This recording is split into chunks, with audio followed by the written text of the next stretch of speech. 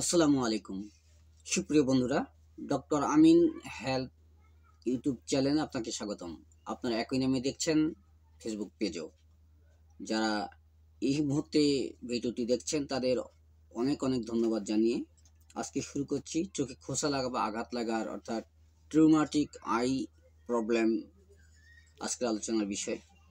তো সুপ্রিয় বন্ধুরা, কোনো কারণে যদি আমাদের চোখে কোনো কিছু দিয়ে আঘাত লাগে কিংবা খোঁচা লাগে বা চোখে যদি ঘুতা লাগে এবং এটার দ্বারা যদি চোখে প্রদাহ হয়, খোঁচা লাগলে যদি প্রদাহ হয়, আঘাত লাগলে যদি চোখে প্রদাহ হয় এবং পরে ইয়া তীব্র ব্যথায় পরিণত হয়, চোখ লাল হয়ে যায়, আঘাতের পরিমাণ বেশি হলে চোখ খোলা যায় না, এমনটা যদি হয় কিছু কিন্তু চোখ দিয়ে অনবরত পানি ঝরে বা পানি পড়ে, চোখে রক্ত জমাট বেঁধে চোখ রক্তবর্ণ হয়ে যায়, এমন যদি হয়, আবার চোখ বন্ধ হয়ে যেতে পারে।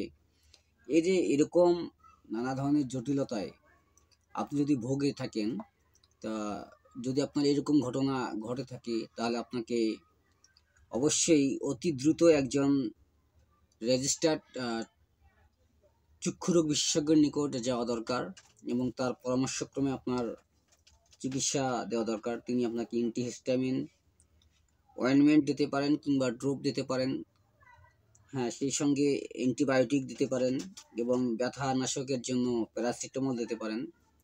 তো সুপ্রিয় বন্ধুরা, একজন চক্ষুরোগ বিশেষজ্ঞই কিন্তু আপনাকে সঠিক পরামর্শ দেবে আসলে কি করা উচিত। সবচেয়ে যেটা গুরুত্বপূর্ণ বিষয় সেটা হচ্ছে, যদি আপনার চোখে এরকম কোনো কিছু দিয়ে আঘাত লাগে, আপনাকে দেরি করা মোটেও কিন্তু উচিত না। আপনাকে অতি দ্রুত কিন্তু একজন ডাক্তারের শরণাপন্ন হওয়া অতি জরুরি।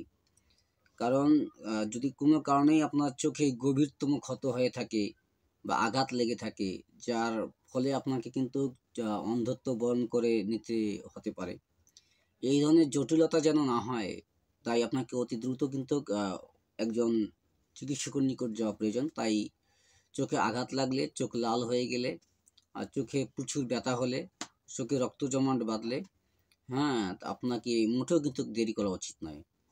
তো আপনার সুস্বাস্থ্য কামনা করে আজকের মতো বিদায় নিচ্ছি। যাবার আগে আবারও রিকোয়েস্ট, যারা আমার চ্যানেলে নতুন আসছেন তারা অবশ্যই চ্যানেলটিকে সাবস্ক্রাইব করে দিবেন এবং পাশে থেকে বেল আইকনটি বাজিয়ে দেবেন, যাতে করে পরবর্তী গুরুত্বপূর্ণ ভিডিওগুলো আপনার সবার আগে পেয়ে যান। দেখা হচ্ছে পরবর্তী কোনো ভিডিওতে। সেই পর্যন্ত ভালো থাকুন, সুস্থ থাকুন, সুন্দর থাকুন। আল্লাহ হাফেজ।